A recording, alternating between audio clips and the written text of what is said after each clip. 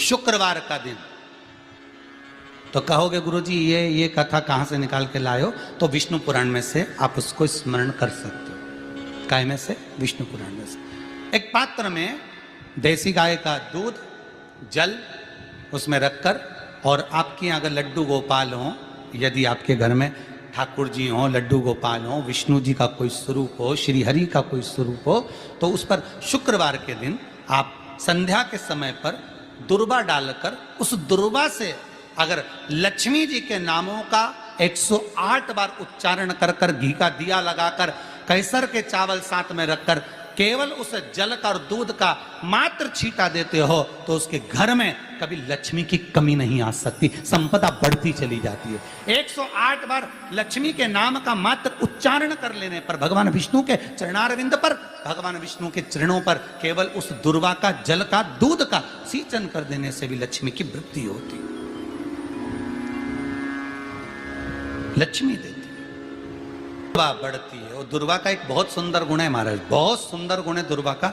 जहां पर उसके भीतर गांठ आती है ना, वहां से 2 रास्ते बना देती है। बोलो बनाती कि नहीं बनाती? कभी दुर्वा देखी होगी आपने। जहां गांठ आई वहां 2 रास्ते बनाएगी, फिर गांठ आई फिर 2 रास्ते बनाएगी, फिर गांठ आई फिर 2 रास्ते बनाएगी। दुर्वा का क्रम ऐसा है कि हम भगवान को दुर्वा क्यों देते हैं, उसका कारण यह है कि मान लो हे परमात्मा, हे शंभु, हे गणेश, हे प्रभु नारायण, अगर मान लो मेरा एक रास्ता चलते चलते गांठ पड़ जाए, एक रास्ता मेरा बंद हो जाए, तो वहां से मेरे दूसरे रास्ते खोल देना। इसलिए दुर्वा भगवान को समर्पित करी जाती है। दुर्वा को समर्पित करने का क्रम ही यही है कि मेरे मार्ग खुल जाए, मेरी राह खुल जाए, मेरा मार्ग चारों तरफ खुलता चले। दुर्वा नीचे की ओर चलते चलते मार्ग खोलती चली जाती है।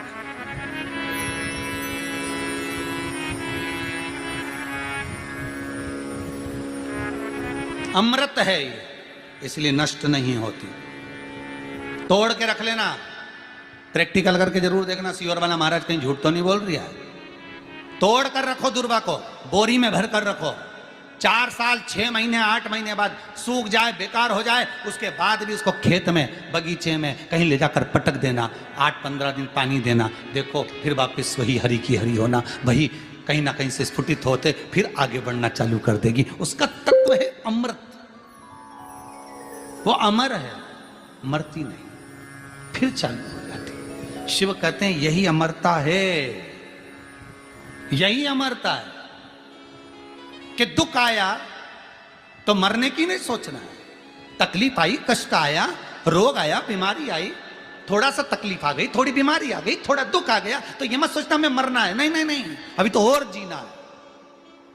तो किस लिए जीना है? कोई कहेगा इसको कहीं आसक्तियां होंगी, घर की, परिवार की, कुटुंब की, कबीले की, इसलिए जीना चाहती है, इसलिए जीना चाहता। नहीं, आसक्ति एक रखना कि मैं जीना इसलिए चाहता हूं, मैं और जीना चाहती हूं, इसलिए चाहती हूं कि अब मैं भगवान का भजन करना चाहती हूं। अभी तक मैंने परिवार, कुटुंब, कबीले, संसार के लिए करा, अब जितनी जिंदगी दी उस मालिक ने, अब मैं उसका भजन करूं।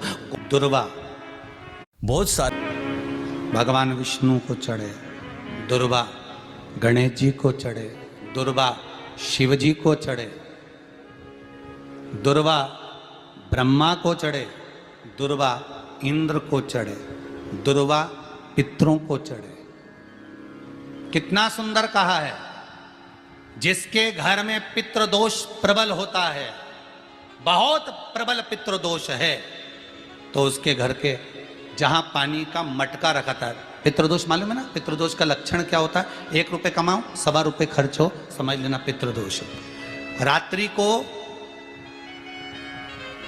सो गए तुम, बड़े चक नींद आ गई तुमको, बहुत प्रेम से सो गए, सोने के 1.5 घंटे या 2 घंटे बाद तुम्हारी नींद खुल जाए और कम से कम आधे घंटे तक तुमको भूख लग रही हो, समझ लेना पितृदोष है। सोकर उठने के बाद में जैसे ही 1-2 घंटे की नींद हो गई और अचानक नींद खुल गई और तुम्हें भूख लग रही है, भूख लग रही है, प्यास लग रही है बहुत तेज, अभी सोए हो, 1.5 घंटा ही हुआ, 2 घंटा ही हुआ, भूख लगने लगी, बहुत तेज भूख लग रही है, समझ लेना पितृदोष है। पितृ भूखे हैं, भोजन की याचना कर रहा है, भोजन की याचना। सोने के बाद तत्काल नींद खुले 2 घंटे के बाद, भूख लगे, उसका भी एक समय बताया है महाराज ब्रह्मवर्ता पुराण के अंतर्गत कि रात्रि को सोने के बाद में 1 घंटे की नींद हो जाए और उसके बाद में 2 घंटे के अंदर वापस नींद खुल जाए और भूख लगने लगे तो समझ लो पितृ भूखे हैं, भोजन मांग रहे, अन्न मांग रहे, पितृ दोष है।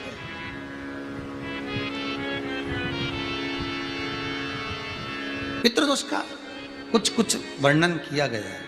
घर में एक पात्र के चक्कर में, एक बेडशीट के चक्कर में, एक सामान के चक्कर में विवाद हो रहा है तो समझ लो पितृदोष है। 1 रुपया कमाया, सवा खर्च हो रहा है, पितृदोष है। घर में एक बीमार, दूसरा फिर बीमार हो गया, तीसरा फिर बीमार हो गया, एक ठीक हुआ, एक बीमार हुआ, पितृदोष है। पितृदोष का भाव, तो उसके लिए करना क्या है?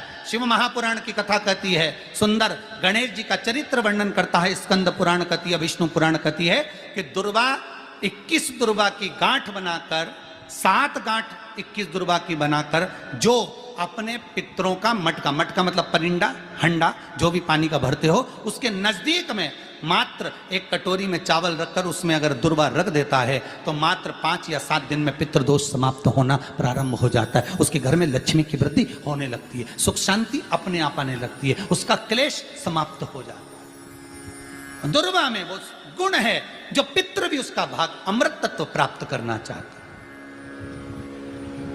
अमृत देना चाहते। और सरल भाषा में समझिए, जिसकी फैक्ट्री नहीं चल रही हो, फैक्ट्री में बार बार कुछ तकलीफ आ रही हो, गाड़ियां नहीं चल रही हो, 4 व्हीलर गाड़ियां ले रखी हैं, कभी ट्रक गड़बड़ हो रहा है, कभी ट्रक में ये हो रहा है, कभी गाड़ी में ये हो रहा है, कभी बस में ये हो रहा है, बस एक काम करना है, दुर्वा का थोड़ा सा भाग लेकर पानी के लोटे में उसको डालकर 5 अक्षत के दाने उसको पटक कर उस गाड़ी के अंदर उस कलश को रख दो, बस आधे घंटे के लिए, और उस पानी को चक्के के चारों तरफ डालते डालते जाइए दुर्वा के साथ में, तकलीफ नहीं देगा। फैक्ट्री का भी यही प्रमाण है।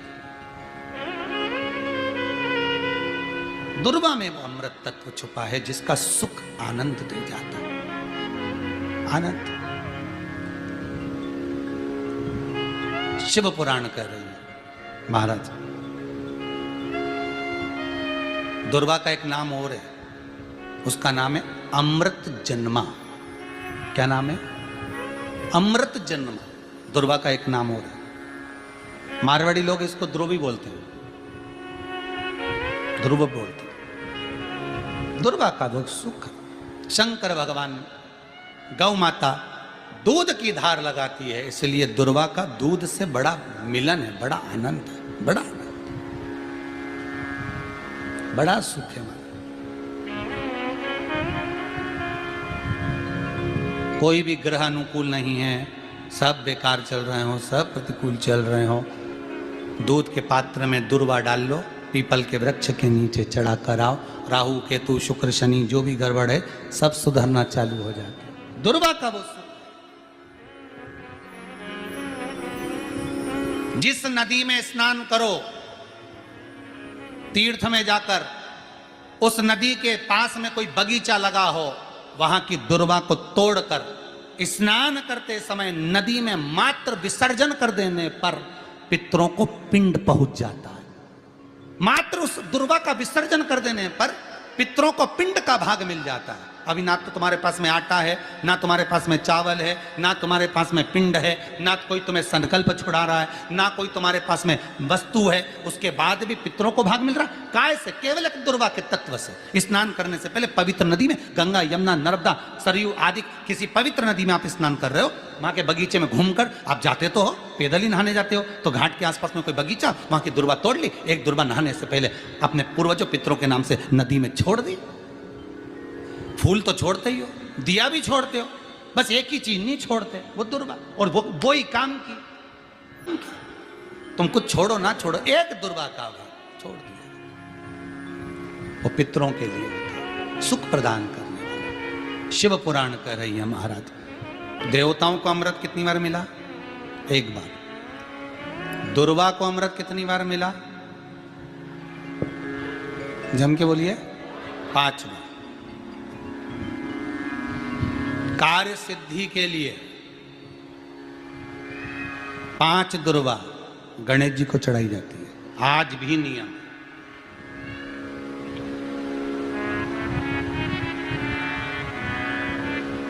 कभी आपको मौका मिला हो और आपने रावण संहिता पढ़ी हो। कौन सी संहिता? रावण संहिता। क्योंकि रावण शिव का उपासक था, भजन करने वाला था। शिव तांडव स्तोत्र आज भी लोग रावण का एक आनंद में पढ़ते। तो शिव का उपासक है रावण, शंकर का उपासक। विद्वान भी था, ज्ञानवान भी था। वो तो देवता के हाथ से मरना था उसको, इसलिए उसने मांगा ही यही था। जो मांगा वो मिला। तो रावण संहिता अगर किसी ने पढ़ी हो तो उसको मालूम होगा, रावण संहिता में 4 तरह के तिलक का महत्व बताया। कितने तिलक? 4। उन 4 तिलक में सर्वश्रेष्ठ तिलक रावण बताता है। एक तिलक सर्वश्रेष्ठ है, वो है दुर्वा।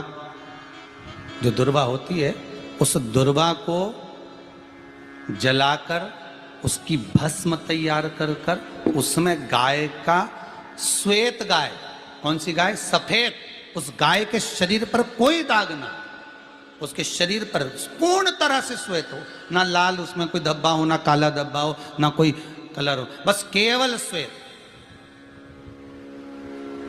रावण संहिता में 4 तरह के तिलक का प्रमाण दिया। तो एक तिलक रावण संहिता में वर्णन आया, एक तिलक का जो व्याख्यान वर्णन किया गया, उसमें दुर्वा को जलाकर राख कर कर भस्म बनाकर उसमें गाय का घी, देसी गाय का घी मिलाकर और उसका बिंदी, उसका तिलक मस्तक पर लगाकर या नैनों में सुरमा लगाकर जो व्यक्ति जिस किसी से मिले वो उसका हो जाता है। उस दुर्वा में इतना प्रबलता आ जाती है, अमृत तत्व जुड़ा हुआ है दुर्वा के। रावण संहिता में 4 तिलक बताएं, उसमें से सबसे 4 तिलक में अलग अलग, एक बेलपत्री की जड़ का तिलक है, एक आंकड़े की जड़ का तिलक है। रावण संहिता में 4 तिलकों का वर्णन है, उसमें मुख्य है सबसे ज्यादा।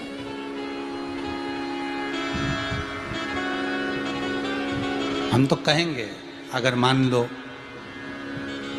वैसे तो नौकरी करने जाओ, सर्विस करने जाओ तो आंख में काजल लगा कर जा नहीं सकते, नहीं तो लोग ही कह देंगे कहाँ से आया है। मालूम पड़े तुम नौकरी के लिए इंटरव्यू देने जाओ और आंखों में काजल लगा के चले जाओ, तो फिर भी एक प्रयास करना, फिर भी एक प्रयास करना। उस दुर्वा का जो काजल बनाओ, मूछे हो, दाढ़ी हो, कहीं कहीं पर भी उसकी एक बिंदी लगा कर चले जाओ, वो असर करेगी और आपको वो जॉब मिल ही जाएगा, ये पक्का है।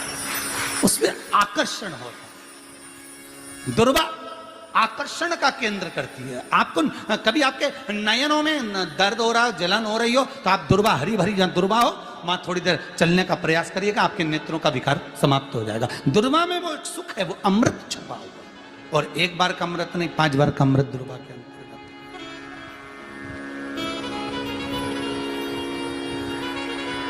कौन से देवता हैं जिनके ऊपर दुर्वा का जल दूध में मिला हुआ छीटा जाए?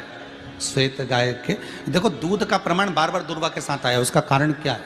क्या कारण हो सकता है उसका? उसका एक कारण है, समुद्र मंथन के समय पर सबसे पहले कुछ निकला था, तो समुद्र मंथन में सबसे पहले निकली थी गौ माता निकली थी। क्या निकली थी? गाय। सबसे पहले निकली थी गाय। और कितनी गाय निकली थी? 5। पहली नंदा, दूसरी सुभद्रा, तीसरी सुरभि, चौथी सुशीला, 5वीं बहुला। ये 5 गाय समुद्र मंथन में निकली। अब समुद्र मंथन में जब गौ माता निकली तो सारे 33 कोटि देवता मंथन में जो लगे हुए थे, उन मंथन को करते करते देवता थक चुके थे। सारे देवता थक चुके थे। बहुला सुरभि और सुशीला से बोली, सुभद्रा से बोली, नंदा से बोली, अपना काम है, एक काम करो, अपन आप रूप दूध की धार बहाना प्रारंभ करो। अपने आप दूध की धार हम मृत्युलोक में हम भेजें इन देवताओं के लिए, तो देवताओं को अमृत तत्व मिलेगा, आनंद होगा। और गौ माता ने ऊपर खड़े होकर जो दूध बहाना प्रारंभ करा, वो देवताओं के मुख में आधा तो गया और आधा दूध समुद्र पर जब गिरा, और जो मंथन चल रहा था उस मंथन के चलते कभी दूध का दही का मंथन करना तो क्या निकल कर आएगा, मक्खन आ जाएगा। वो मक्खन तैरता हुआ समुद्र की लहर से दुर्वा पर जा पड़ा। इसलिए आज भी दुर्वा के साथ में गौ माता के दूध का बड़ा प्रमाण है, वो भी देसी गाय, जर्सी नहीं, विदेशी नहीं, देसी गाय। और देसी गाय का दूध का बड़ा बड़ा प्रमाण है सर। हम कई बार कथाओं में कहते हैं, जैसा खाया अन्न, बोलते जाओ, वैसा हो गया मन, जैसा पिया पानी वैसी हो गई वाणी, और जैसा पिया दूध वैसी बन गई बुद्धि। बुद्धि कैसे बनी है? दूध से बनी। डब्बे का दूध पियोगे तो डब्बे हो जाओगे, थैली का दूध पियोगे तो थैली, बोतल का दूध पियोगे तो बोतल। तो दूध का बड़ा असर।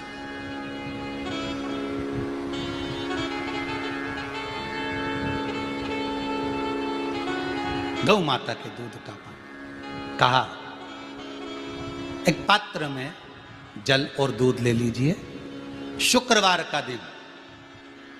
तो कहोगे गुरुजी ये कथा कहां से निकाल के लाए हो? तो विष्णु पुराण में से आप उसको स्मरण कर सकते हो। काय में से? विष्णु पुराण में से। एक पात्र में देसी गाय का दूध, जल उसमें रखकर, और आपके यहाँ अगर लड्डू गोपाल हो, यदि आपके घर में ठाकुर जी हो, लड्डू गोपाल हो, विष्णु जी का कोई स्वरूप हो, श्री हरि का कोई स्वरूप हो, तो उस पर शुक्रवार के दिन आप संध्या के समय पर दुर्वा डालकर, उस दुर्वा से अगर लक्ष्मी जी के नामों का 108 बार उच्चारण कर कर, घी का दिया लगाकर, कैसर के चावल साथ में रखकर, केवल उस जल का और दूध का मात्र छींटा देते हो, तो उसके घर में कभी लक्ष्मी की कमी नहीं आ सकती, संपदा बढ़ती चली जाती है। 108 बार लक्ष्मी के नाम का मात्र उच्चारण कर लेने पर, भगवान विष्णु के चरणारविंद पर, भगवान विष्णु के चरणों पर केवल उस दुर्वा का, जल का, दूध का सींचन कर देने से भी लक्ष्मी की वृद्धि होती है। जैसे व्यक्ति का कोई काम नहीं हो रहा हो, बहुत दिन से लगे, बहुत समय से लगे, ये काम हो ही नहीं रहा, तो शंकर जी का नाम को उल्टा कर कर जपना चालू कर दो, नमः शिवाय ओम। आपको लगे कि आपके घर में शांति बिल्कुल नहीं है, क्लेश बहुत ज्यादा है, बहुत ज्यादा तकलीफ, हमारे घर में कुछ न कुछ जरा सी बात पर विवाद होता ही है, तो प्रयास करिएगा कि आप काली तिल थोड़ी सी, एक काली मिर्ची और 7 लौंग, क्या क्या तिल चीजें हैं, काली तिल, काली मिर्ची, 7 लौंग, केवल ये हथेली में रखकर अपना नाम और गोत्र बोलकर अपने दरवाजे से बाहर निकलकर किसी भी शंकर के मंदिर को समर्पित करिए। शिव पे नहीं चढ़ाने दें तो शंकर की चौखट पर रखें। महाराज घर में कभी क्लेश नहीं होगा, बिल्कुल शांति। और शुक्रवार के दिन माता लक्ष्मी के लिए अग्नि में आहुति दीजिए। महाराज शाम के समय पर सूर्यास्त के पहले शिव महापुराण की कथा कहती है, अग्नि पुराण कहती है, नर्मदा पुराण कहती है, लिंग पुराण कहती है कि बेलपत्री के वृक्ष के नीचे, नीचे तो नीचे वो भी जाने दो, यहां तक वर्णन किया शिव महापुराण में तो कि बेलपत्री का जो फल होता है ना,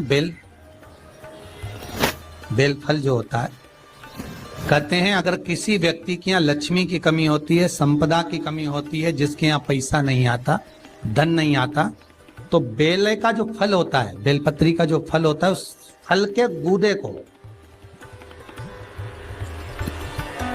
बेलपत्री के फल का गुर्दा निकाल लो, सुखा लो, गाय के घी में उसको डुबो लो, और शुक्रवार के दिन माता लक्ष्मी के लिए अग्नि में आहुति दीजिए। महाराज शाम के समय पर सूर्यास्त के पहले ये जो आहुतियां हम बेले के गुर्दे के फल की गाय के घी में डुबोकर माता लक्ष्मी और भगवान विष्णु के नाम से देते हैं, महाराज 2 या 3 शुक्रवार करोगे, लक्ष्मी की कभी कमी नहीं आती, संपदा बढ़ती है। एक प्रयोग और कर कर देखना, कभी अगर मौका मिले आपको तो प्रयोग कर कर देखिए। लिंग पुराण के अंदर लिखा हुआ है, शिव पुराण में, लिंग पुराण में और स्कंद पुराण में कहा गया है कि अगर किसी ने बेले के फल का अगर थोड़ा सा भी गुर्दा पाया है, बेले के फल को खाया हो या बेल का रस पिया हो या बेल के फल का जूस पिया हो, अगर वो व्यक्ति का अनायास किसी कारणवश प्राण भी छूट गए हो, तो शिव महापुराण की कथा कहती है कि 27 दिन तक वो बेल के फल का रस उसके नस नस में रहता है, तो उस व्यक्ति को यम नहीं छूते, वो कैलाश पर निवास करता है। मर भी जाता है तो अधोगति में नहीं पड़ता, नरक नहीं भोगता, वो बैकुंठ पद का कामी हो, बैकुंठ का निवासी, बैकुंठ का निवासी।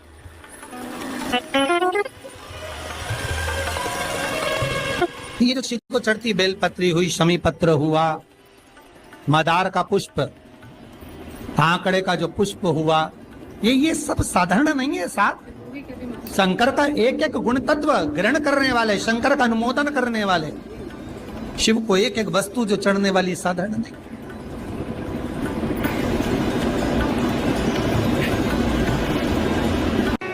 जिसके घर में संपदा की कमी होती है, जिसके घर में कर्जा बढ़ जाता है, लक्ष्मी नहीं आती, बहुत टेंशन की जिंदगी जीता है मनुष्य, व्यापार चल नहीं रहा, बहुत तकलीफ का जीवन चल रहा होता है, तो आज भी नियम है महाराज कि सोमवार, शुक्रवार, ये 2 वार ऐसे हैं, इन 2 वार को यदि कटोरी में थोड़ा सा शहद रखकर, मधु रखकर, यदि लक्ष्मी जी का स्मरण किया जाए और माता लक्ष्मी जी का स्मरण कर कर एक लाल पुष्प उस कटोरी के सम्मुख में माता लक्ष्मी का नाम लेकर रखा जाए और बाद में वही शहद, वही मधु और वही पुष्प सोमवार का दिन और शुक्रवार के दिन लक्ष्मी का पूजन कर कर, स्मरण कर कर, दूसरे दिन शुक्रवार के दिन पूजन करें, शनिवार के दिन उस मधु का, उस पुष्प का विसर्जन करें, सोमवार के दिन पूजन करें लक्ष्मी जी का स्मरण कर कर, और मंगलवार के दिन अगर विसर्जन करें, 5 या 7 सोमवार या शुक्रवार को यदि आप मधु का भोग लक्ष्मी जी को लगाना प्रारंभ कर दें, शिव का नाम स्मरण कर कर, तो उसके घर में कभी संपदा की कमी नहीं होती, लक्ष्मी उस संपदा को बढ़ाती। महाराज हम तो आपसे निवेदन पहले भी करे, आज फिर करते। मान लो आपको ऐसा लगता है कि घर में बीमारियां ज्यादा घेर रही है, तो एक बेल का टुकड़ा, बेले का फल का एक टुकड़ा अपने ही घर में कहीं पर भी कटोरी में रख दीजिए, शिव का स्मरण, सुख प्रदान करेगा। अगर थोड़ा बहुत रोग आ भी गया निकल जाएगा, पर बड़ी बीमारी में कोई फंस नहीं पाएगा, ज्यादा जनहानि नहीं हो, तकलीफ नहीं भोगता। शिव को प्रिय। फिर वही स्कंद पुराण का संवाद आगे, बेल पत्री के वृक्ष की जो जड़ होती है, उस जड़ के अंदर 33 कोटि देवताओं का निवास होता है। 68 करोड़ तीर्थ बेलपत्री के पेड़ के नीचे रहते हैं। 68 करोड़ तीर्थ मात्र बेलपत्री की छांव में, बेलपत्री के नीचे विराजमान होते हैं। अगर आपके मन में कभी कभी भाव उत्पन्न हो जाए ना कि मेरे को कहीं तीर्थ करने जाना है और अभी मौका नहीं मिल रहा, तीर्थ जाने का, अभी तो लॉकडाउन चल रहा है और अभी सब दूर बीमारी फैली हुई है, कहीं नहीं जा सकते, तो जब लॉकडाउन हट जाए, बीमारी समाप्त हो जाए और तीर्थ जाने का मन करे, तो किसी बेलपत्री के पेड़ के नीचे 5 मिनट जाकर बैठ जाए।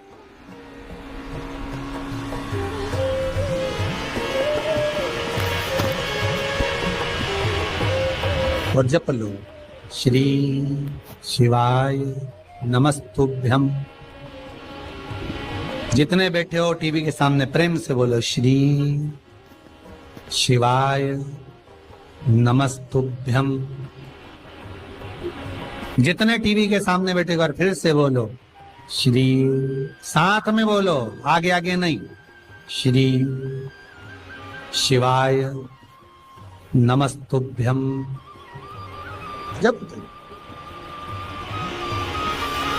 जब तुम्हारा मन करे मुझे चारों धाम जाना है, जब तुम्हारा मन करे कि मुझे काशी जाना है, जब तुम्हारा मन करे मुझे उज्जैनी जाना है, जब तुम्हारा मन करे कि मुझे ओमकारेश्वर, मुझे सोमनाथ जाना है, भीमा शंकर, बैद्यनाथ, मल्लिकार्जुन जाना है, केदारेश्वर जाना है, बस नागेश्वर जाना है, थोड़ी देर के लिए बेलपत्री के पेड़ के नीचे जाकर बैठो।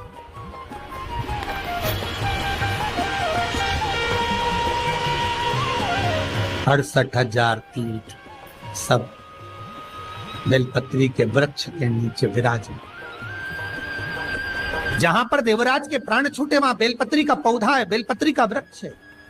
हिंदू धर्म में आज भी रीति है, मरने वाले व्यक्ति, अब तो ये कोरोना महामारी में ना गाड़ी में भरे ने लेकर चले गए और जला दिया, पर पहले जो नियम था शास्त्रार्थ के अनुसार, जब कोई व्यक्ति मरता था उसको कंधे पर लेकर जाते थे, तो ले जाने के बाद में बीच राह में एक स्थान ऐसा आता था जहां पर अर्थी को उतारते थे। विश्राम स्थल पर उस अर्थी को उतारा जाता था, और वो केवल विश्राम स्थल ऐसे नहीं होता था, वहां पर बेलपत्री का पौधा होता था, पेड़ होता था। उस बेलपत्री के वृक्ष की छांव उस मुर्दे पर भी पड़ जाती थी तो उसको यम की कैद नहीं भोगना पड़े, उसको यम की कैद, यम की त्राण नहीं भोगना पड़े।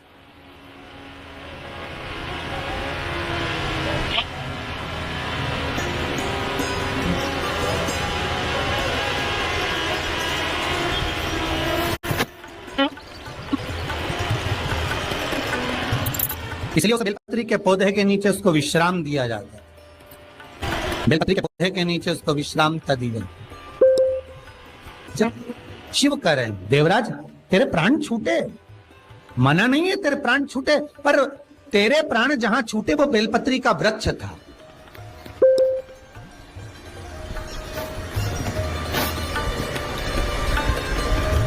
और अब तुझे यहां नहीं रहना है, अब तुझे कैलाश पर रहना है।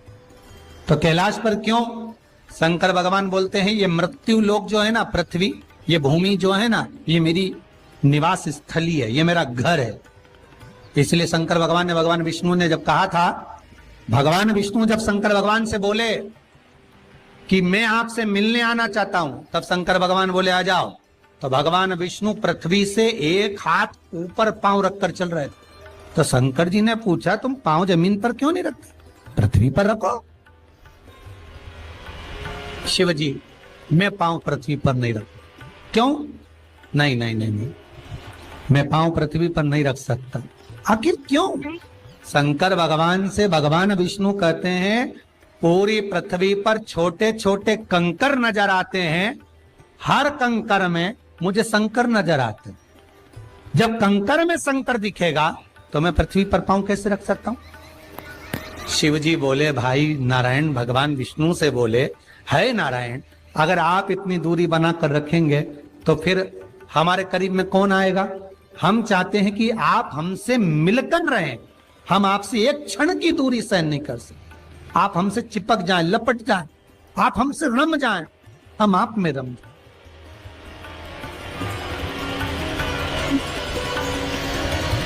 कुछ ऐसा कर दो, शंकर जी कह रहे हैं नारायण कुछ ऐसा कर दो कि शंकर नारायण से दूर नहीं रहे, नारायण शंकर से दूर नहीं रहे, ऐसा कुछ कर दिया जाए। तब भगवान शिव ने भगवान विष्णु से कहा एक काम हो सकता है कि आप सांप बन जाओ। भगवान विष्णु ने पूछा मैं सांप बन जाऊं क्यों? शंकर भगवान कहते हैं सांप बन जाओगे तो मैं गले में आपको डालकर रखूंगा, आप मुझसे चिपके रहोगे, मैं आपसे चिपका रहूंगा, आप मुझसे लगे रहेंगे, मैं आपसे लगा रहूंगा, दूरी नहीं रहेगी एक क्षण की भी। और भगवान विष्णु सर्प बन गए, भगवान विष्णु सांप बन गए। सांप बने भगवान शंकर ने, भगवान विष्णु जब सर्प बने और सर्प बनकर भगवान शंकर ने अपने गले में भगवान विष्णु को धारण कर लिया, आज भी शंकर भगवान के गले में जो सांप पड़ा हुआ है वो सांप केवल सर्प नहीं है, वो भगवान विष्णु का ही एक अवतार।